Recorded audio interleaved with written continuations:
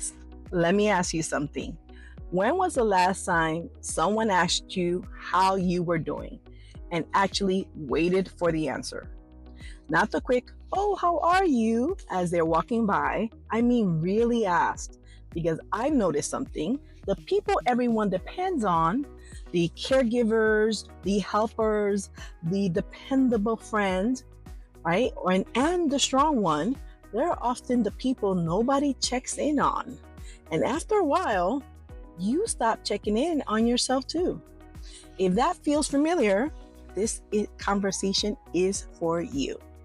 Hey friend, welcome to Leveling Up Talks, brought to you by MaxUverse. I'm Susan, and for more than 20 years, I've worked in HR business management, helping people navigate leadership, workplace challenges, burnout, difficult conversations, and some of life's biggest transitions. But today's conversation isn't really about work. It's about something much more personal. Because somewhere along the way, many of us become so focused on taking care of everyone else that we forget to ask ourselves one important question. What about me? There's a quote we've all heard. You can't pour from an empty cup. But I think we've misunderstood it. Most people don't wake up one morning with an empty cup. It happens slowly. One yes at a time, one obligation at a time, and one emotional burden at a time, until one day, being exhausted feels normal. Sounds familiar? Before we go on any further, if you ever been the person everyone leans on, would you do me a favor? Take a moment to like this episode and share it with someone who might need to hear this today. Your engagement helps these conversations reach people who may be quietly carrying more than anyone realizes. So let's talk about something I call the strong friend syndrome. Have you noticed how people admire strong people? They respect them, depend on them, they also count on them, right? But very few people ever stop to ask, what's it costing you to always be the strong one? Over the years, both professionally and personally, I met people who became experts at managing everyone else's emotions, everyone else's problems, and everyone else's expectations. But somewhere along the way, they stopped listening to themselves. And not because they wanted to, obviously, but because survival became their identity. There's a difference between being strong and believing you have to carry everything alone, right? Let me ask you another question. If nobody needed anything from you this weekend, what would you do? Would you even know? Think about that, right? We'll come back to it. One thing I've learned through both my career and my personal life is that carrying other people's burdens can quietly become part of your identity.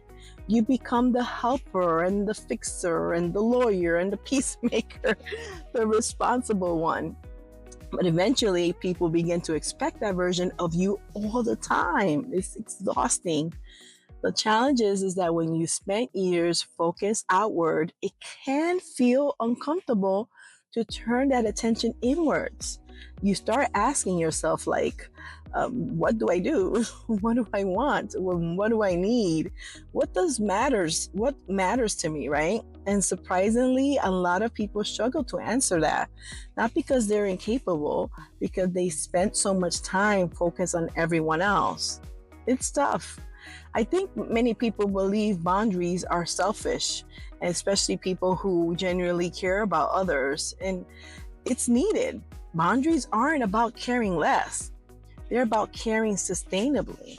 Because if every conversation becomes your responsibility, and if every problem becomes your responsibility, and if every emotional burden becomes your responsibility, eventually there won't be enough of you left for your own life.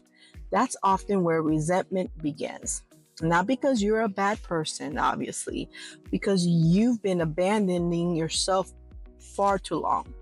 One reason I created Boss Buddy is that so many of us need a place to reconnect with ourselves, not another planner and not another productivity system. It's a loyal companion that helps us pause, reflect, and remember what matters most. If you like your free copy, you'll find the link in the description below. So, this conversation immediately makes me think of the book Set Boundaries, Find Peace by Nedra Tawwab. It's one of those books that reminds us boundaries aren't walls, they're bridges to healthier relationships. It also reminds me of The Gifts of Imperfection by Brené Brown, because so many people spend years trying to earn worthiness through service, performance, and approval, when in reality, they weren't worthy all along. That's one reason I love LitLoot by MaxUverse. Sometimes the right book doesn't teach you something new. Sometimes it helps you remember who you were before life became so heavy. As I've been writing my own book, I spent a lot of time revisiting different seasons of my life. One thing I've noticed is how easy it is to become what everyone else needs, especially when you're dependable and when you're helping becomes so natural, or when people see you as the strong one, right? But eventually, I think we all have to ask ourselves, who am I underneath all these roles, underneath all the responsibilities, and underneath all the expectations? That's not an easy question, right? But it might be one of those most important questions you'll ever answer.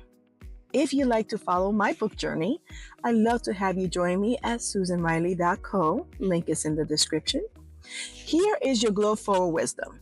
You can care deeply about people without carrying responsibility for their healing. You can support others without abandoning yourself.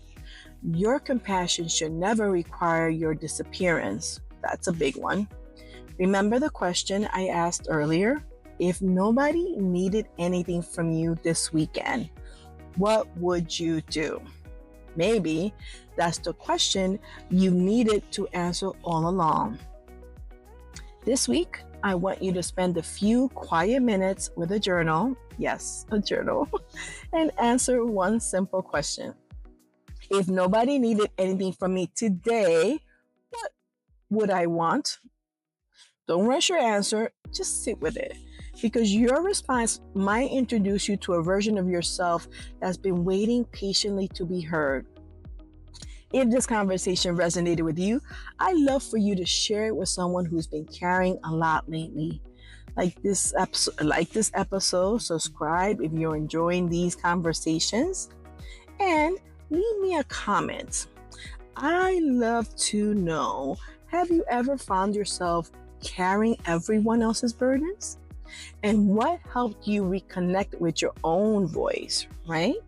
I read every single comment, so don't be shy, because I truly believe we grow from learning from one another.